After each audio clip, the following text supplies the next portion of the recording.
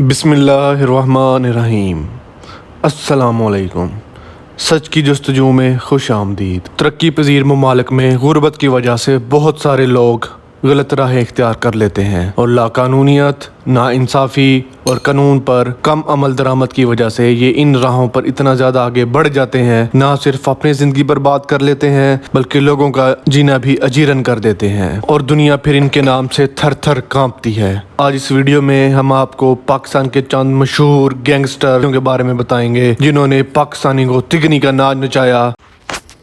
عزیر جان بلوچ، لیاری کا مشہور گینگسٹر۔ عزیر جان بلوچ نے اس دنیا میں قدم اپنے والد کے قتل کے بعد رکھا جس کو ارشد پپو گینگ نے توان کی خاطر قتل کیا تھا۔ اپنے باپ کے قتل کا بدلہ لینے کے لیے اس نے ارشد پپو کے گینگ کے مخالف رحمان ڈکیت گینگ کو جوائن کر لیا۔ اس واقعے کے بعد لیاری کی خانہ جنگی میں شدید اضافہ ہوا اور لیاری کا شمار دنیا کے خطرناک ترین علاقوں میں ہونے لگا۔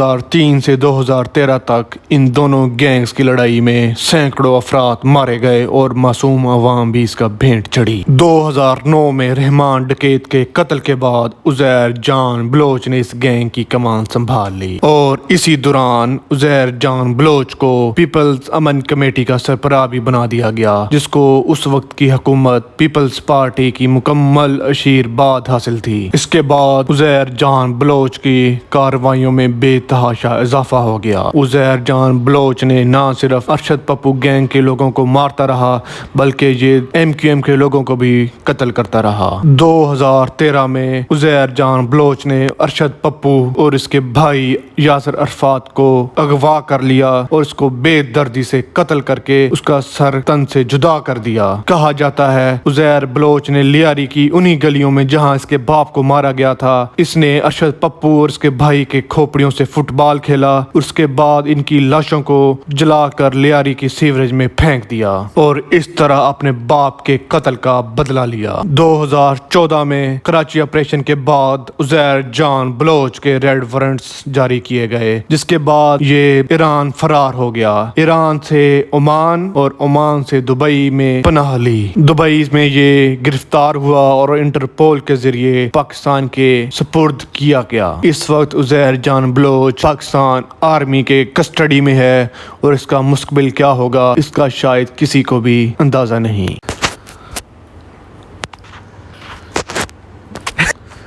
جاوید اقبال پاکستان کا سب سے بڑا سیریل کلر۔ اس نے وہ جرائم کیے جو دل دہلا دیتے ہیں۔ اس کا تعلق لاہور کے ایک کاروباری گھرانے سے تھا۔ جاوید اقبال نے ابتدائی تعلیم لاہور سے حاصل کی اور انٹرمیڈیٹ کے بعد اپنا کاروبار شروع کر دیا۔ اسی دوران اس نے جرائم کی دنیا میں ایسا قدم رکھا کہ دنیا آج بھی اس کے جرائم سن کر کانپ جاتی ہے۔ یہ 6 سے 16 سال تک کے بچوں کو اغوا کرتا، ان کے ساتھ زیادتی کرتا اور اس کے بعد ان کے جسمانی اعضاء علیحدہ کر کے ان کو تیزاب میں گھول دیتا اور سارے باقیات کو پھر دریا راوی میں پھینک دیتا تاکہ اس کے خلاف کوئی ثبوت باقی نہ رہے۔ دسمبر 1999 میں اس نے پولیس کو خط لکھ کے اپنے جرائم کا اعتراف کیا اور راہ فرار کر لی۔ پولیس نے اس کے گھر پر چھاپا مارا جہاں پولیس کو دیواروں پر خون کے نشانات، وہ چین بھی ملی جس سے یہ بچوں کے گلے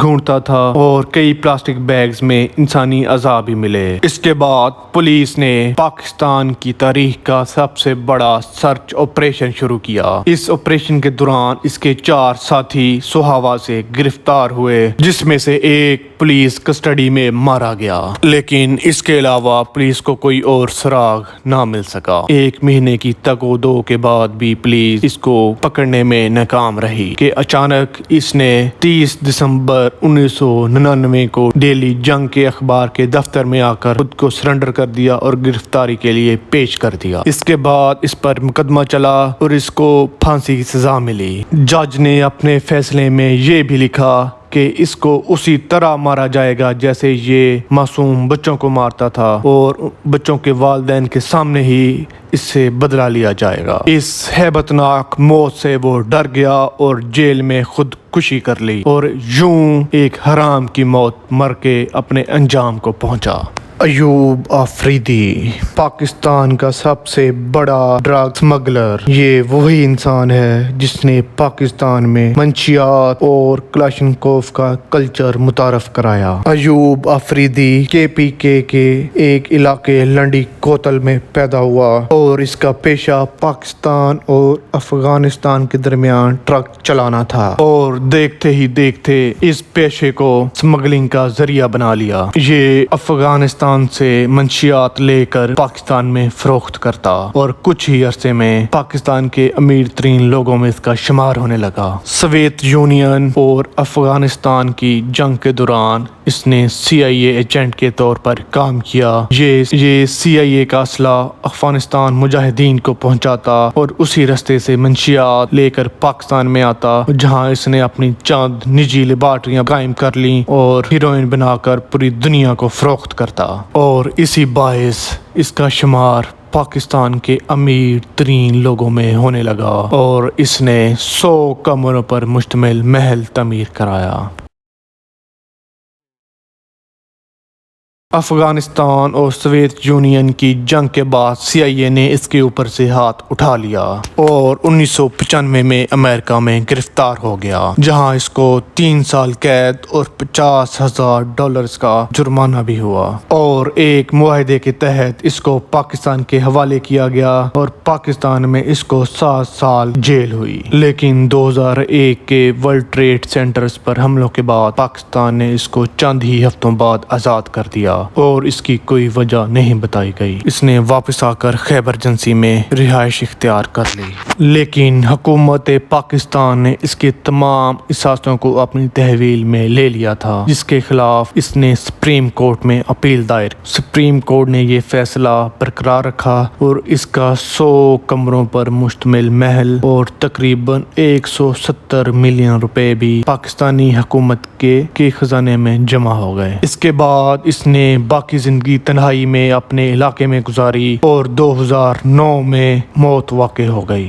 سولت مرزا پاکستان کا سب سے بڑا ٹارگٹ کلر۔ سولت مرزا کراچی کے علاقے ملیر میں 1971 میں پیدا ہوا اور اپنی ابتدائی تعلیم وہیں سے حاصل کی۔ گریجویشن کے دوران اس نے آل پاکستان متحدہ اسٹوڈنٹ آرگنائزیشن جوائن کر لی، جو متحدہ قومی موومنٹ کی اسٹوڈنٹ ونگ جماعت تھی، اور دوران تعلیم ہی سولت مرزا نے بہت سی غیر قانونی حرکات میں حصہ لینا شروع کر دیا۔ بھتہ خوری اور پولیٹیکلی موٹیویٹڈ قتل و غارت اس کا پیشہ بن گیا۔ سولت مرزا کے اوپر 2 امریکن سفیر اور 4 امریکن نیشنلز کو مارنے کا الزام بھی ہے، اور اس کے علاوہ 1995 تک اس نے بہت سے غیر اردو لوگوں کو موت کی نیند سلایا۔ 1995 میں محترمہ بے نظیر بھٹو نے کراچی میں MQM کے خلاف کریک ڈاؤن شروع کیا، جس کے دوران یہ ملک سے بھاگ گیا، اور 1996 میں بے نظیر بھٹو کی حکومت کے خاتمے پر واپس پاکستان آ گیا۔ 5 جولائی 1997 کو اس نے